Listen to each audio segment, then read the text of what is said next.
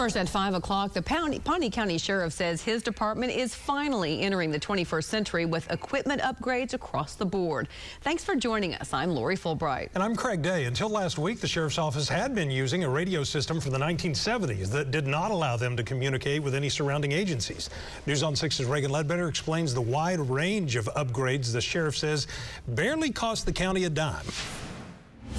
The Pawnee County Sheriff's Office has been behind the times, basically living in the Wild West, as they call it, when it comes to equipment and training because of a lack of funding.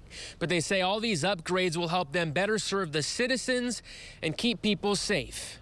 It is literally going from an old black and white tube TV to a flat curved screen, flat screen. There's that much difference from where it was to where we're at today. Sheriff Darren Varnell says it's been like working on an island for a long time. There was a police chase last summer that started in Sand Springs and ended up in Pawnee County. There was a crash, shots fired, and a manhunt for the suspects, but deputies had no idea because they didn't have the statewide radio system.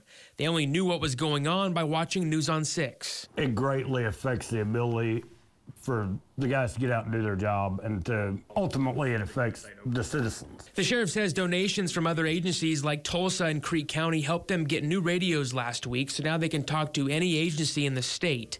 The sheriff says grant money paid for body cameras that are equipped with GPS tracking, SOS buttons, and live streaming, which he says are lifelines for deputies. Grant money also helped the department get new patrol cars, a digital fingerprinting system in the jail, and other equipment. The sheriff says they've also installed new cameras at the jail, which was paid for by leftover bond money. And he says almost every deputy now has specialized training, including dealing with people in a mental health crisis. Training is a big issue, especially with mental health. Mental health is a huge issue in this day and age, and something that can't be ignored. You can't stay stagnant in this line of work and expect to be effective. Varnell says there's been a 35% drop in violent crime in the last year in the county, and he feels like the department is moving in the right direction. In Pawnee County, Reagan Ledbetter, Oklahoma's own News on 6.